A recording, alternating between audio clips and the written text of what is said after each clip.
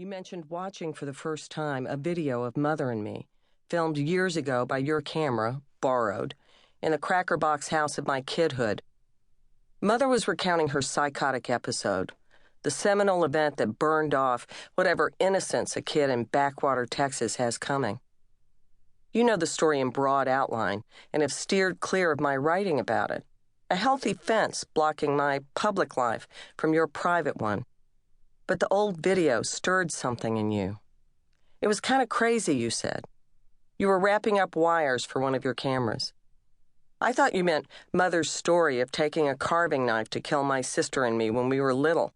How she hallucinated she'd butchered us and called the doctor, who called the law, who took her away for a spell. Not that, you said. Your blue eyes fixed me where I stood. This curiosity about my family past has a new gravity to it, countered by your t-shirt, which reads, "Don't give me drugs." You told me all that, you said.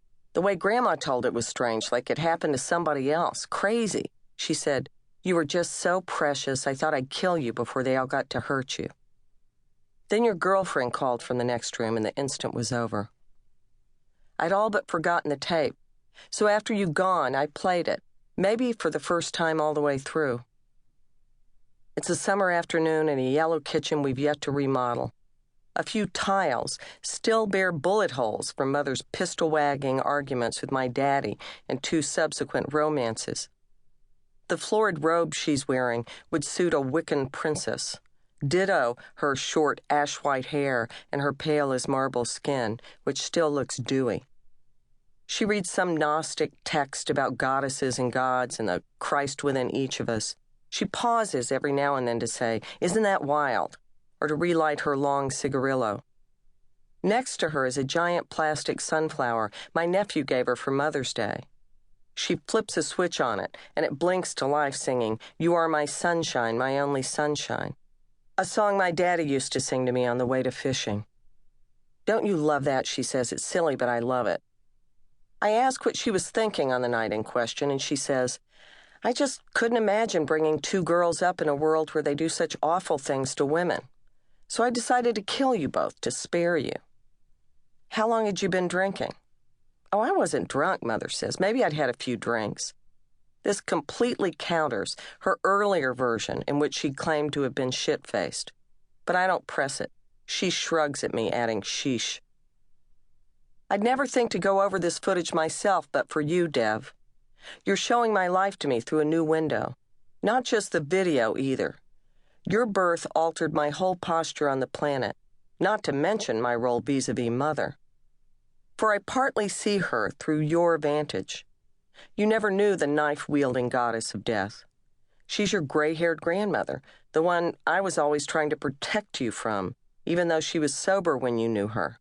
Her rages had dissipated, but her child-rearing judgment never improved. You still think it's funny that she let you screen at age 8 the uber-violent pulp fiction because she found your interest in non-linear film methods artistic.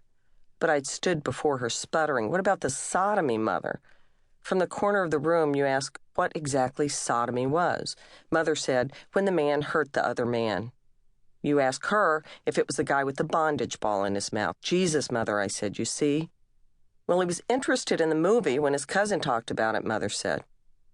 It's a testament to your desire to avoid further conflict that you waited till we were on the plane to tell me she'd also shown you, at the outset of our visit, a pearl-handled revolver in her pocketbook. Her rationale? She didn't want you coming across it in her purse. "I'd never go through Grandma Charlie's purse," you said. Still, you considered the pistol incident something I'd want to know, while you reassured me you were disinclined to play with a loaded weapon. Mostly, Mother couldn't hurt you, but I both could and did. The time I'm mostly thinking of, you were barely 4, which, I would argue, is less like being a miniature person than like a dog or cat who can talk. Your father and I were coming to pieces, and not long after, you came to see me in the hospital. You remember the embossed smiley faces on my green slippers.